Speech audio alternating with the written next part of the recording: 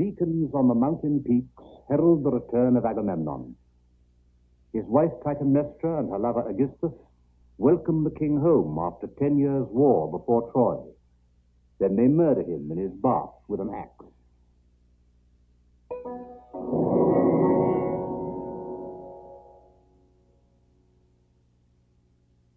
This, one of many dark episodes of Greek legend, was played out in Mycenae.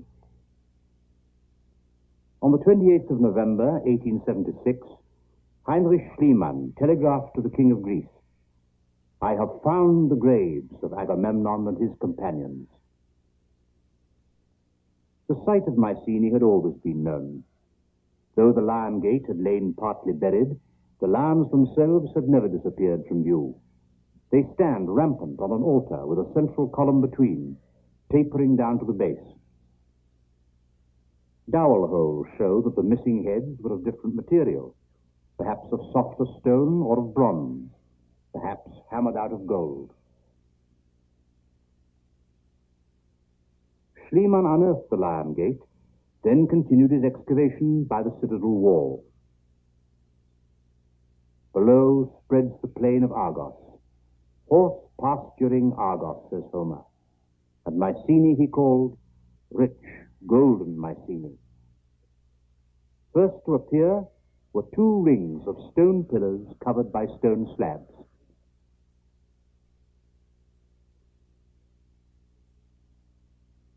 He dug further and uncovered within the circle 5 graves, shafts sunk deep into the ground, the walls faced with stone.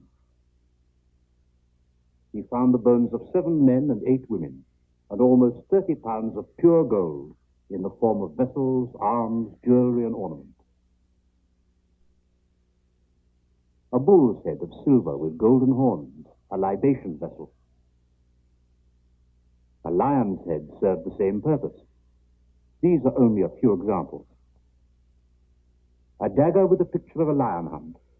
Wasp-waisted men in short loincloths, armed with spear and bow, protected by huge shields.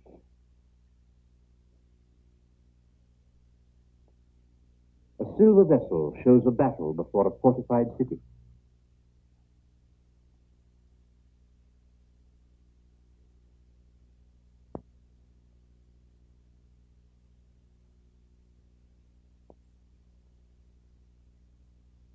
The man whom Schliemann called Agamemnon had a breastplate of thin gold foil as a funeral ornament. The women's graves produced similar diadems of gold worn by the dead. 5 of the men had gold marks on their faces. Clearly these were meant to express their living likenesses and suggest they were related. Who were these men? We do not know. Certainly they were great hunters, great fighters, and also no doubt great drinkers. But equally certainly they were not Agamemnon or his companions, as Schliemann announced in the first flush of enthusiasm. The man who owned this space lived about 1580 BC. Today, archaeologists believe he was an Indo-European, speaking an early form of Greek. But this man never passed through the Lion Gate, which was first built some 300 years later, and the Trojan War would have been 100 years before that.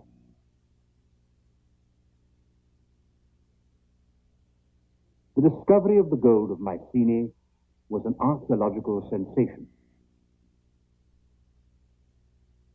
Heinrich Schliemann was at the height of his fame.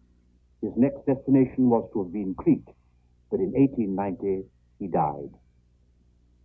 Finds had been made in Crete which pointed to a close connection with Mycenae. Schliemann wanted, as he said, to excavate in Crete the original home of the Mycenaean civilization. But this was, in a somewhat different sense, accomplished by an Englishman, Sir Arthur Evans. He began the task in 1900, and it lasted the rest of his life, of uncovering layer after layer a prehistoric settlement on a hill 3.5 miles inland from Heraklion, Knossos, as Homer called it. Evans excavated a palace the size of a town and reconstructed a great deal of it. Though it owes much of its detail to the imagination, It gives a reliable, overall impression of what the buildings must have looked like. The palace was at least 3 stories high and covered an area of 35,000 square feet. Rooms, corridors, galleries, and vestibules arranged around the central court in an intentionally unsymmetrical arrangement of truly labyrinthine complexity. The origin of the word labyrinth is not clear, but its meaning stems from this building. The palace was built into the side of the hill on the east slope towards the valley, with levels above the courtyard and 2 below. A system of light shafts and air vents must have created a cool, shaded interior for the living quarters of the royal family, with curtains and window panes, not of glass, but perhaps of a parchment-like, transparent material. We must also imagine carpets and wall hangings. The frescoes were decorative patterns and illusionary pictures. Evans' reconstruction in concrete, iron girders, and plaster is an unsightly combination of unsuitable and ugly materials. But the restoration of the great staircase with lines of columns rising 2 stories round a central light shaft, with the real steps in the exact position where they were found, makes it easy to imagine 3 further stories above them. Visitors may feel uneasy and confused by those parts of the palace that are standing, being entirely a modern reconstruction. But they are based on archaeological finds, and their validity has not been seriously challenged. Lower courses of walls at cellar and ground floor level. Stumps of stone pillars. Round column bases. All are evidence of the reconstruction. These inlaid plaques of faience are a pointer to what the walls look like. They were of quarried stone bonded with clay, or of mud bricks set in wooden frames covered with plaster. The old wooden frames for doors and windows are now represented by yellow-painted concrete beams.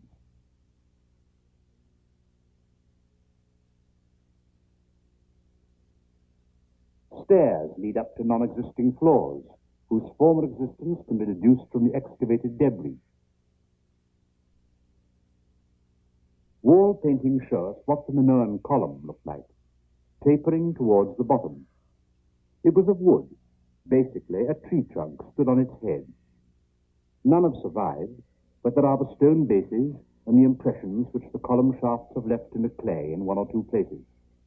Evans had these molded in plaster, and thus the Minoan column has become part of our conception of early Cretan architecture. The main facades of the palace, as of a town, are turned towards the central place. There were 3 approaches, from the north, the south, and the west. Merchants and emissaries passed along corridors to the reception chambers. In the west corridor, the walls were decorated with a procession of gift-bearers. 500 figures here in life size and ranged in 2 rows, one above the other. These are copies set in the original positions. Amongst many fragmentary ones, this figure carrying a funnel-shaped libation vessel was preserved intact. We are looking at Minoan man for the first time. The large stylized bull's horns, one of the many ever-recurring symbols. Travelers from the north, from the Aegean ports, must have been impressed by the large colored frescoes on both sides of the colonnaded galleries leading in from the northern entrance. Their way led straight to the central court, where, if anywhere within the palace, the bull games must have taken place. A life-size bull's head, the horns are reconstructed, is well preserved. Further fragments suggest that the whole composition had a theme similar to that on the 2 gold cups from Vacchio. They were found in a Mycenaean beehive tomb on the Greek mainland.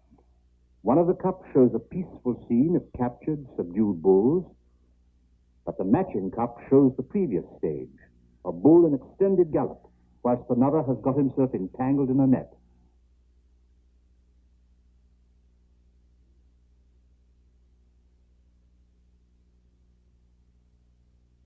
Two men make an unsuccessful attempt to seize another bull by the horns and leap onto his back or over it. To leap over the bull was the exciting acrobatic tour de force of Minoan sport.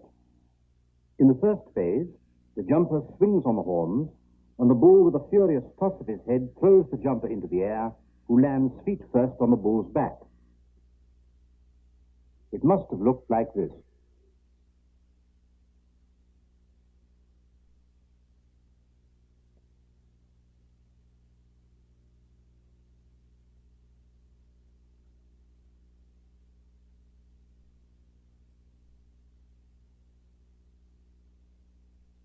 The precise, hazardous somersault appears again and again on Minoan seals. Two phases of the leap shown simultaneously. A fresco, part of a frieze about a yard high, again shows the bull in extended gallop and three phases of the leap. Men are painted red, women white, after the Egyptian fashion. So both boys and girls must have performed, wearing the same dress, a loincloth held up by a belt round their waist, but the girls have bracelets. This time the jumper has landed with his hands, not his feet, on the bull's back. A variation followed by a half somersault and a twist.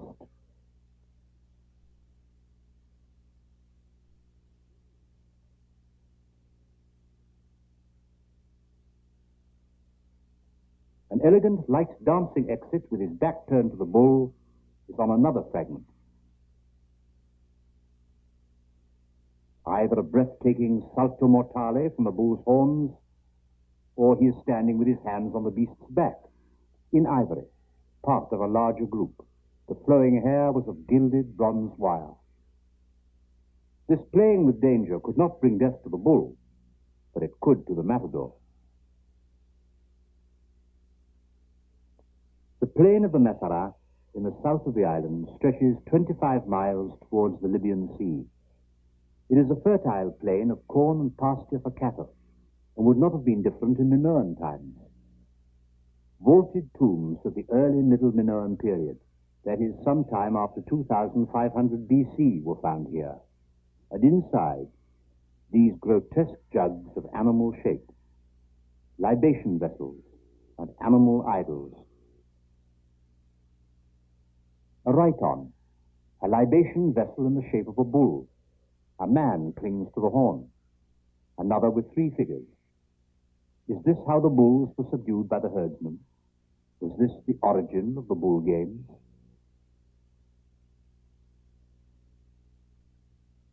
The bull again and again. A whole series of representations stretching over 1,000 years. The bull's head vessel from Mycenae belongs to this series. This head from Knossos is of steatite, an easily worked soapstone. The bull is not a deity, but is the focal point of the religious cult. The Greek legend of the man-destroying Minotaur, half man, half bull, who lived in the labyrinth, to whom each year were offered up 7 virgins and 7 youths from the subjected city of Athens, possibly had its origin in these perilous bull games. In the northwest corner of the central court, this throne room was uncovered, certainly one of many. The antechamber opens onto the central court. The main chamber contains an original throne standing where it was found. The frescoes have been reconstructed from fragments, griffins, half lion, half eagle, derived from fabulous creatures of Egyptian and Babylonian fable, crouching amongst papyrus stalks against a strange, wavy background. On either side of the throne, benches of alabaster, which the Minoans used instead of marble. The throne itself consists of a block of alabaster. It was presumably copied from a wooden throne. Carbonized remains of one have been found in Knossos. It has a shaped seat rather like a Windsor chair, and is simplicity itself. There is a notable absence of anything rich, luxurious, or princely. There is nothing architectural about it. It seems to be growing from the earth like a plant. The back is like an undulous leaf. One must try to imagine what it looked like painted. What sort of people sat on such a throne in this strangely artificial, feminine, vegetable world?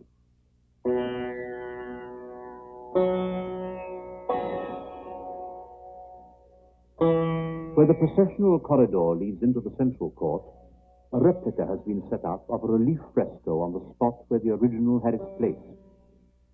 A youth wearing a coronet of lilies surmounted by waving peacock plumes. Evans called him the priest king. Is he perhaps leading a sphinx or a griffin behind him? The right hand is brought up to the breast in a significant gesture. Much in the Minoan world seems to have been expressed by gesture and posture. The right-hand figure on this cup of steatite is also interpreted as a prince, pointing a staff or scepter towards his officer. The prince, with flowing locks and necklace, is in an imperious attitude, while his subordinate stands rigidly to attention. A seal impression shows the same gestures, the commanding goddess, and a figure who by his posture might be a worshipper, his fist raised before his eyes in salute, entreaty, or perhaps he is blinded by the divine apparition.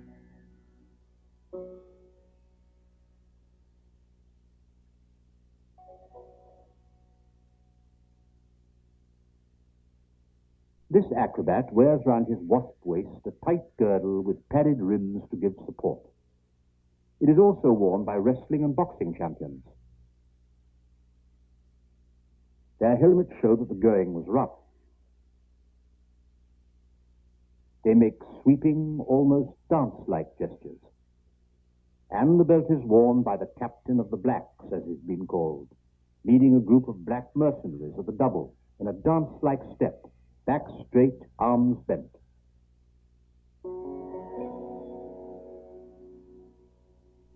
The girdle, the codpiece, and the loincloth, or a short kilt, is the dress for the male. Apart from that, he is naked, but he is never entirely naked.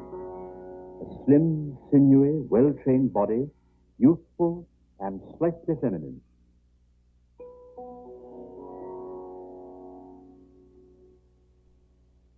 In the eastern Mediterranean, roughly equidistant between Africa, Asia Minor, and the Greek mainland, lies the mountainous island of Crete, some 165 miles long.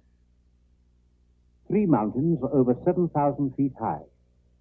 Lefkaori, the White Mountains, the Psiloritis, Mount Ida, and Mount Dicte. To the south stretches the long and fertile plain of Messara. 2 other big palaces are at Maria, in the north near the sea, and at Phaistos in the south, overlooking the Messara plain.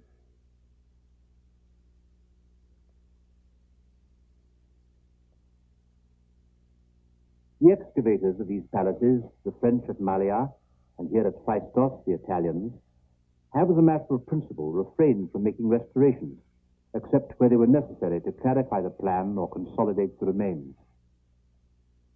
All these palaces have the same organic rather than planned arrangement of buildings, round a central court, which always faces north-south. Looking south across the plain, and north to Mount Ida. No trace of fortifications anywhere. This is surprising, but characteristic of all Minoan settlements. These people must have lived at peace, both at home and with the world outside. Residential quarters abut directly on the palaces, but they are, for the most part, still unexplored.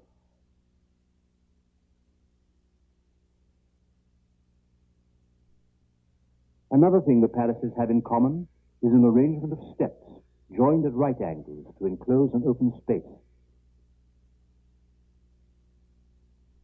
Evans, with his sure instinct for the right word, called this 250 yards long road at Knossos the Sacred Way. It leads to the theater area. Where the steps meet the corner, there is a platform. It could have been for a royal box or for a shrine, a sort of tabernacle. We know of such shrines from wall paintings and seal engravings. Pillars, forms of consecration, often also birds thought to be doves, and other symbols adorn these small buildings, which it seems were little more than a facade.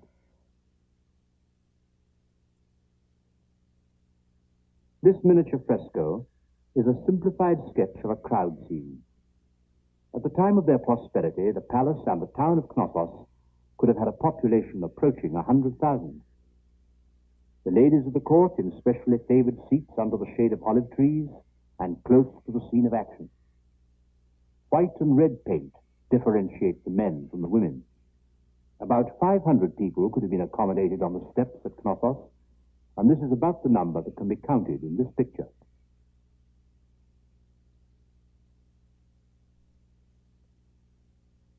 In the upper rows, the men are throwing up their arms in excitement. This is shown only on the outer edge of the picture, but it indicates the informal gaiety of the atmosphere. The religious feast of the Minoans appears to have been a popular festival. Girls in bell-shaped, flounced skirts perform a graceful and ecstatic ritual dance. Has the goddess appeared in the pillared shrine? Is she about to reveal herself? Is the crowd expecting a sign? Or is it only a show?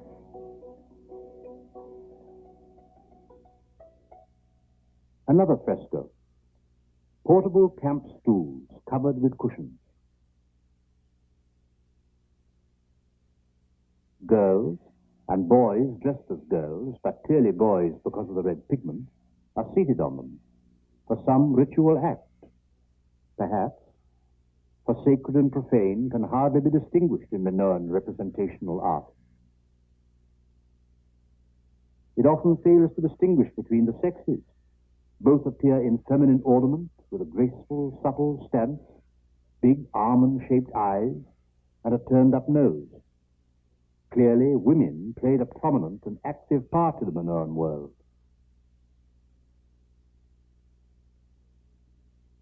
The excavators called this female head La Parisienne.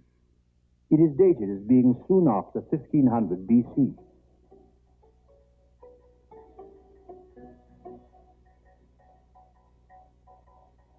A dancing girl with flowing, disordered hair. A small fresco from the Queen's chamber in Knossos. Round dances existed already in ancient Crete. They must have been very like the folk dances of Crete and the Greek mainland today.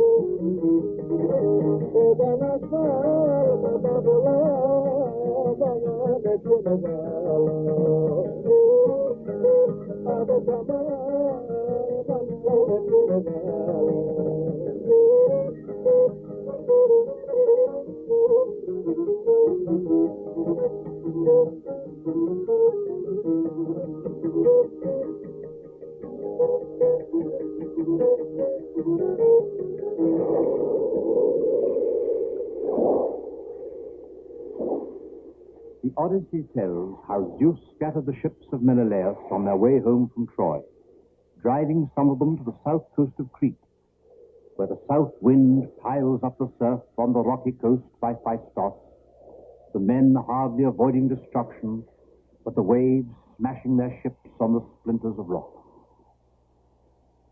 In one of these inlets, Zeus, in the shape of a white bull, emerged from the sea carrying Europa to the dry land, where she bore him Minos, who was to be ruler of the island. Crete was the source of many legends, dark, mysterious stories, told and retold in ever-varying versions. The Cove of Amnisos. Odysseus relates how he took refuge there from a storm. In Amnisos, he says, by the cave of Erythea. A fig tree, connected in ancient mythology with fertility rites, grows by the entrance to the cave.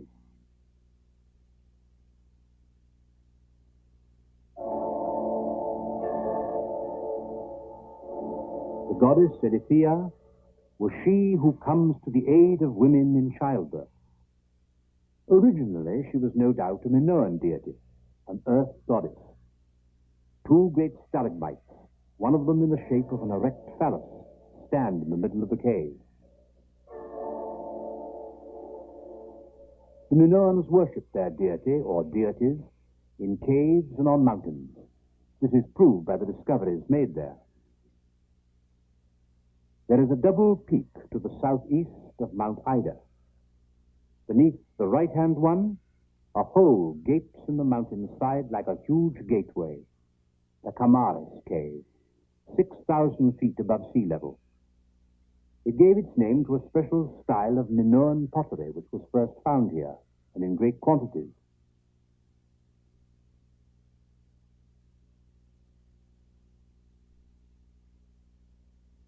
Later, when the Greeks were their masters, the Cretans claimed that Zeus was buried on their island in a cave on Mount Euctas, south of Heraklion, a peak which looks like the huge reclining head of a sleeping giant. A god of vegetation, dying and coming to life again each year, seemed natural enough to the Cretans, but for the Greeks it was unthinkable. Zeus was immortal. They called the Cretans liars. But there was no doubt amongst the ancient mythographers that Zeus was born in a cave in the Cretan mountains, or if not born, for this was doubted by many, at any rate hidden from his father Cronos, who wanted to devour him, and secretly fed by the goat Amalthea and the bee Melissa. It is said this happened on the highest peak in Crete, on Mount Ida, in the Aegean cave. But Hesiod rather suggests the cave of Sucro, in the Dictaean range at the edge of the Laceti plateau, which can only be reached through high passes.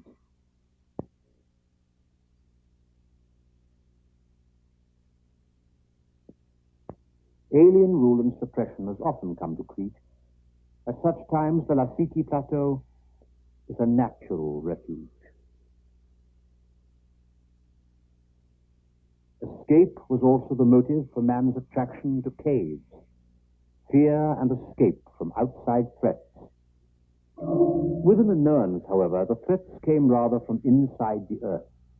The catastrophic earthquakes, which so often devastated the Minoan world. Did they have the feeling of being close here to the great earth goddess, the source of everything?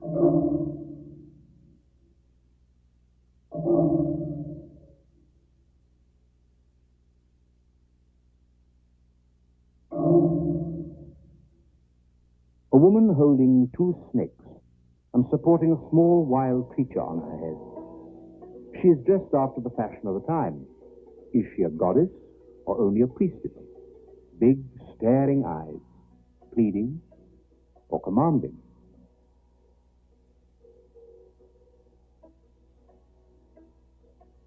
A second, bigger goddess has three snakes wrapping themselves round her arm and reaching up to her headdress. The ears, larger than life, must signify something we do not understand. Two snakes form a knot round a tightly drawn girdle and wind themselves round her arms and neck. These faience figures are about 1 foot high and were found in Knossos. Their date, about 1600 BC, the golden age of the palaces.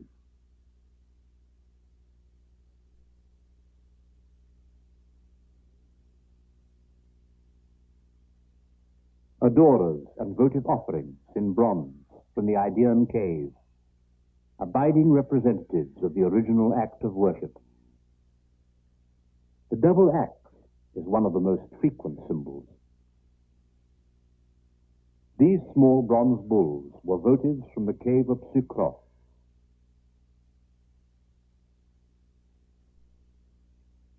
Within a plate-sized bowl, a shepherd and his herd in clay represent the act of offering or the plea for blessing.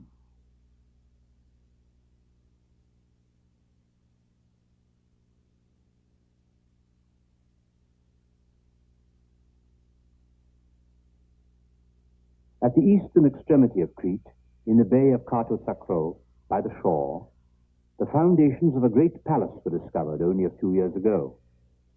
Here, too, the site was unfortified. Because of their insularity or the protection from their ships, or for some reason we cannot understand, the Minoans must have felt perfectly safe. The remains of a Minoan town spreading over a hill, Gurnia it is called today, on the Gulf of Mirabello.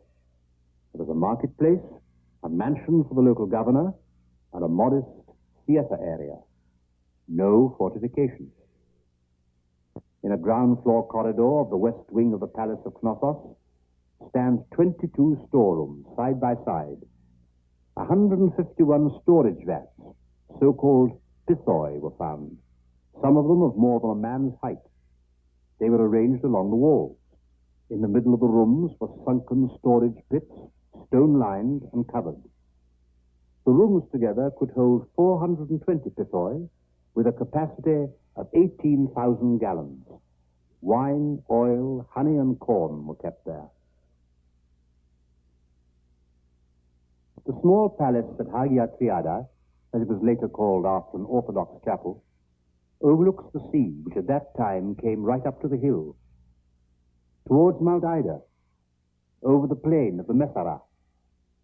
In this exquisite spot, not to assert any political or religious importance, but so it would seem simply because it is beautiful.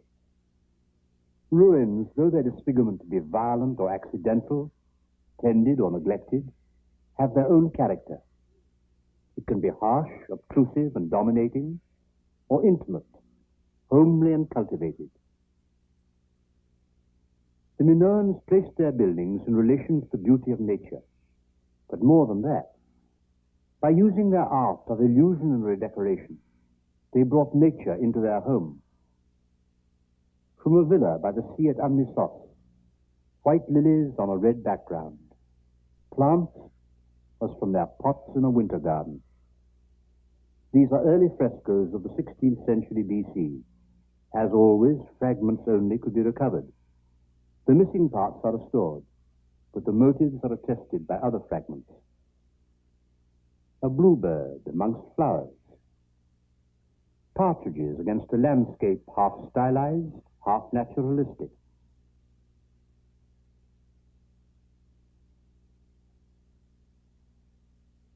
Crocus growing into the picture from above and from below. Someone is gathering them in a basket. Evans thought it was a boy. But comparison with recent finds suggests it was a monkey in blue.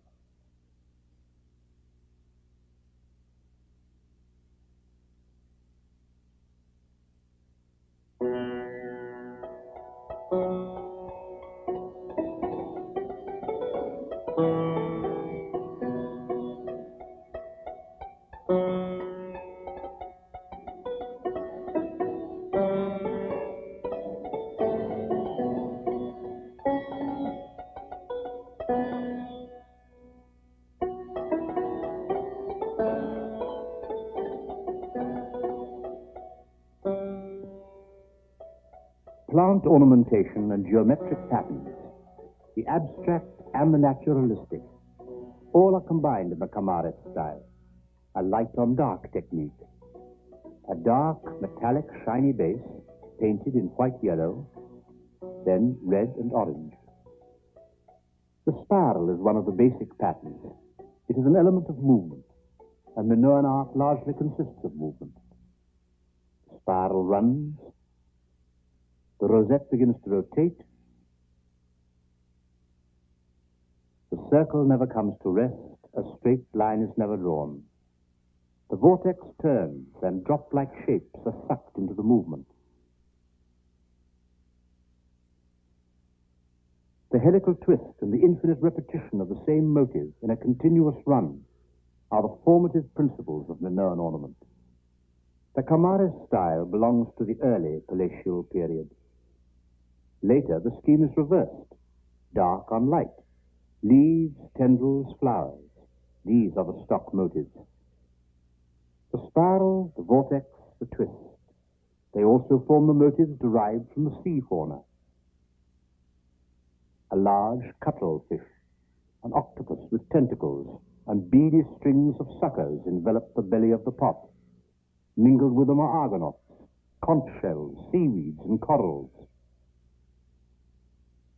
But then ever occurring the octopus, with its big, magic eyes. A vessel of the favored black steatite found in Hagia Triada. The excavators thought it showed a column of marching soldiers, but nowadays harvesters are preferred, marching in a religious procession. Leading the throng is the landlord, dressed in ceremonial robes, unless, of course, it is the captain, wearing a coat of mail.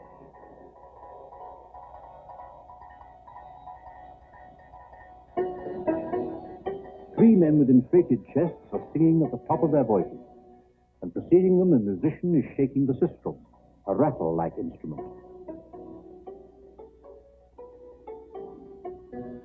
A thing like a fork on which a sickle is fixed is carried over the shoulder. It has been taken to be a weapon or a kind of trident, but probably it is a harvesting implement for olives and corn.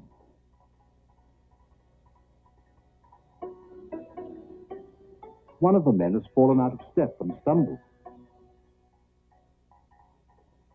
Another turns back shouting angrily. Something seems fixed to his thigh. Some say a club, some say a whetstone, some even a bag of seed. The mood is gay. At least there's no doubt about that. The vessel dates from the 16th century BC, the later palatial period.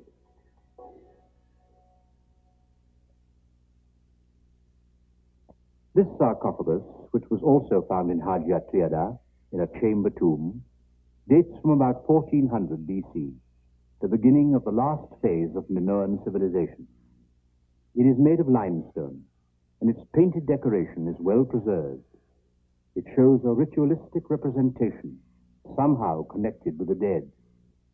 Two double axes are fixed in the ground like standards. Women pour from vases into a mixing bowl. All this to the sound of the seven-stringed lyre, played by a man in woman's dress.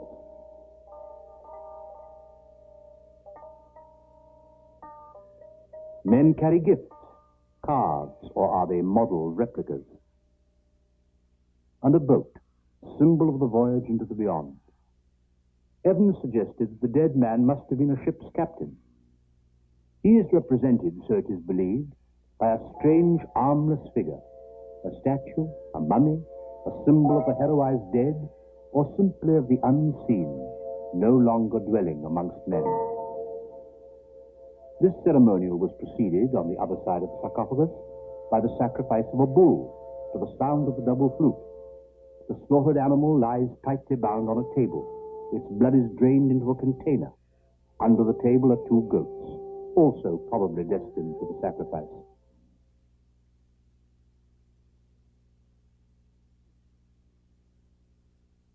A priestess is busy at the altar. A basket filled with fruit. A libation jug. A double axe. A bird on it. A shrine or a precinct with horns of consecration placed like battlements. A tree grows out of it. We recognize the individual events. The symbols are familiar to us, yet we cannot explain the whole. In any case, cheerfulness, rather than grief, appears to be its keynote.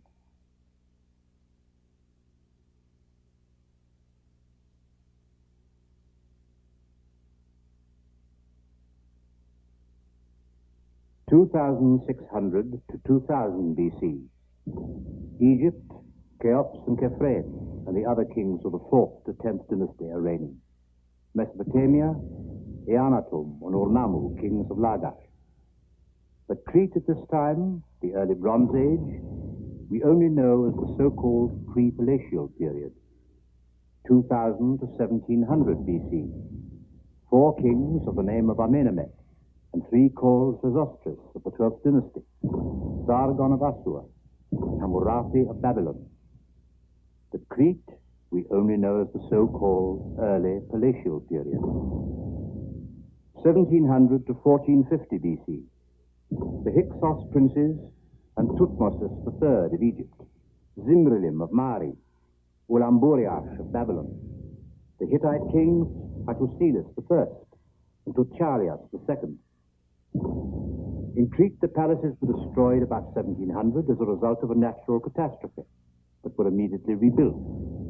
The period of the late palaces begins.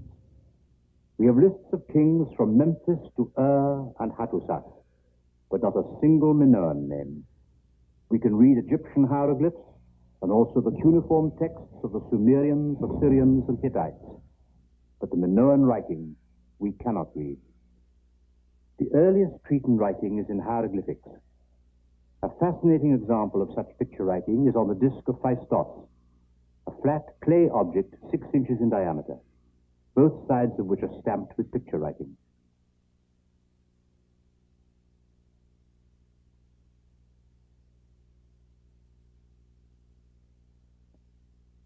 In the 17th century BC, the so-called Linear A script began to be used.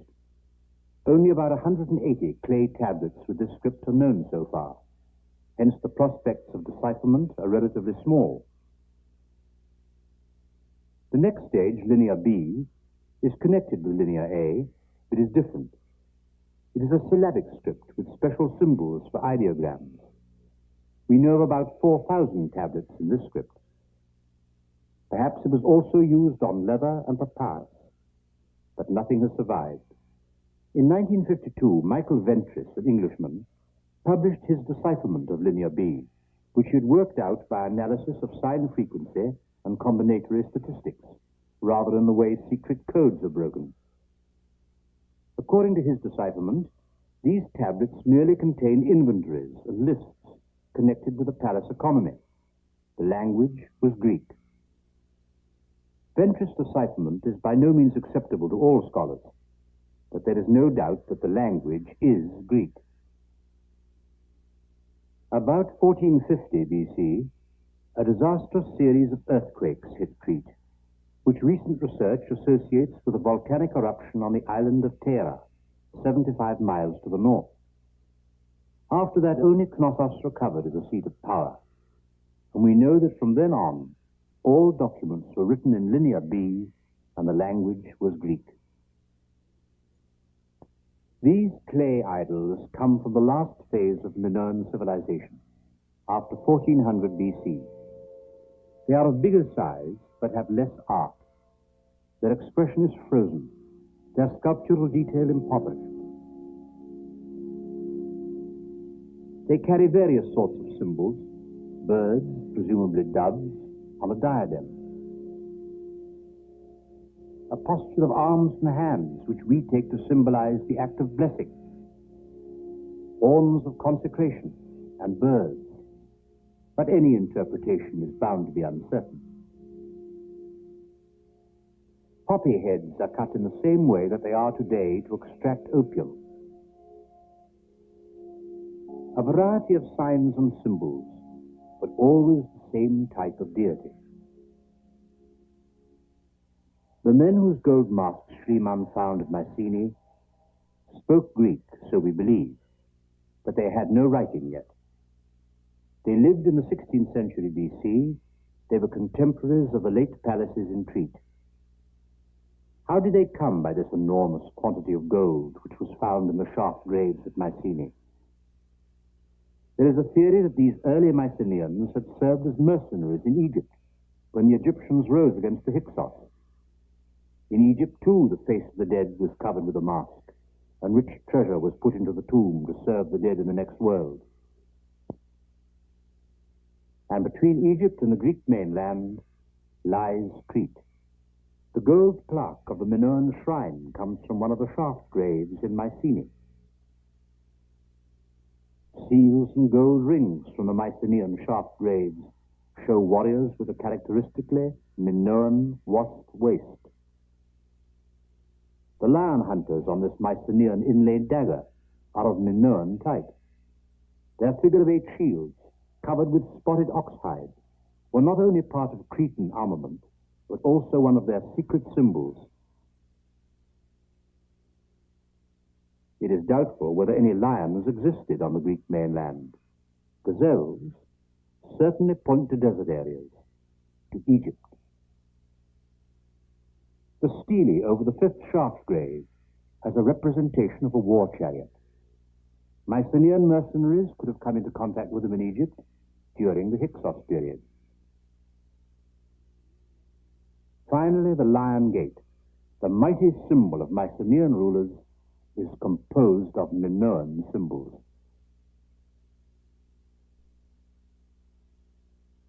To this extremely warlike people, whom we call Mycenaeans, after the citadel of Mycenae, but who were spread all over the mainland of Greece, lived, so we must assume, in coexistence with Minoan Crete, which was economically and culturally the dominant partner. The Mycenaeans of that time were not yet a great power. But after the catastrophe of 1450 BC, they arrived in Crete, perhaps as friends, perhaps as enemies. And tablets in Linear B, originating in Knossos, are found later everywhere in Mycenaean archives.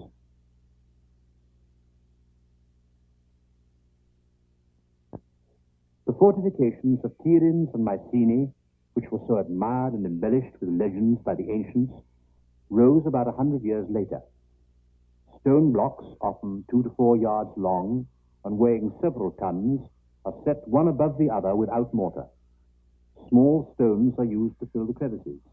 Later generations believed that a race of giants, the Cyclops alone, could have raised such walls.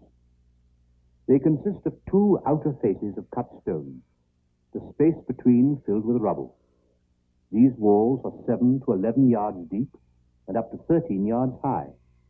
On top would have been the guard walk and watchtowers of wood or mud brick in wooden frames. Tiryns lies on a low saddle of rock, only 100 feet above sea level. The panorama shows the town and citadel of Argos, the edge of the Arcadian mountain ranges, and the Gulf of Nauplia. Mycenae is further inland on a rocky hilltop, difficult to attack. Beneath the upper citadel, but still enclosed by the fortifications, is the lower town with houses for the population. The center of all Mycenaean settlements is the upper citadel, the castle of the ruler and his closest retinue. The center of the upper citadel itself is the Megaron, with its circular hearth. In Mycenae, the Megaron overlooks a deep ravine. The Megaron is a rectangular hall with its anteroom and a porch opening onto the court by which the Megaron is approached. In the middle of the Megaron lies the hearth. This suggests that the Megaron had its origin in a cooler, more northerly climate. In the Mycenaean Megaron, the hearth has religious significance, the place where the suppliant seeks refuge and protection. In Pylos, 2 well-preserved hearths were found. The bathroom with its tub. A Mycenaean citadel in Boeotia, whose ancient name is unknown to us. The lower town was turned into a vast hill fort to serve as a refuge. But we do not know against what kind of menace. Possibly the storm signals of the great migrations, which were to overwhelm the Mycenaean world towards the end of the millennium. Not only the very presence of fortifications, but also their character, the gigantic scale of the constructions, are in sheer contrast to the open palaces of the seemingly unfearing Minoans. Their deliberate, dynamic monumentality was completely alien to the Minoans. It found expression above all in the great beehive or tholos tombs, as they are called, of the Mycenaean rulers. The largest of these tholos tombs is the so-called Treasury of Atreus. The doorway is 18 feet high. The lintel consists of blocks weighing up to 100 tons. The open triangle serves to relieve the dead weight on the lintel. The lion gate shows the same principle of construction. The construction of a false dome, or corbelled dome, can be seen on the tholos tomb at Orchomenos. Each ring of masonry built out beyond the lower court. When the construction was complete, the inner face was dressed down to form a smooth, beehive-shaped vault. The space enclosed is 45 feet wide and 40 feet high. It was not until Hellenistic and Roman times that an area of such dimensions was spanned without supporting pillars. Rosettes of bronze, gold, sheets, and stone inlay served to decorate the interior and the facade. Finally, an earth mound was heaped over the tomb. The tholos tomb at Dendera yielded a bronze corselet, to which would have been added shoulder guards, a pair of greaves to protect the shins, and a boar's tusk helmet. Homer describes such armor and weapons of the heroes before Troy. His Achaeans, great-eyed, high-souled, bronze-armored and breathing valor, were the masters of the Mycenaean citadels. Their cults, fashions, artistry and craftsmanship were entirely assimilated to Minoan Crete, but hidden beneath the civilized veneer was a different race.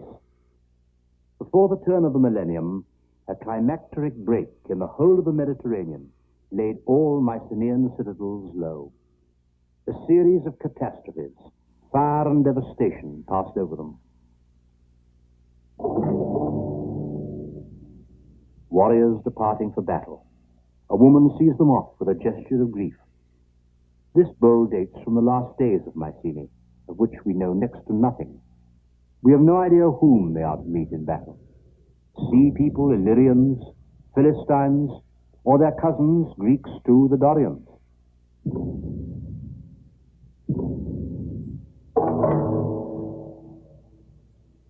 When in this picture we return to Crete, the storm has passed over. The Bronze Age has given way to the Iron Age. The island has become a provincial backwater, only interesting for mythology. The Dorian conquerors built their settlements on hilltops, controlling land and roads. The frieze from one of the two small temples of this Dorian settlement shows a procession of riders, men with shield and spear, mounted on spindle-legged horses.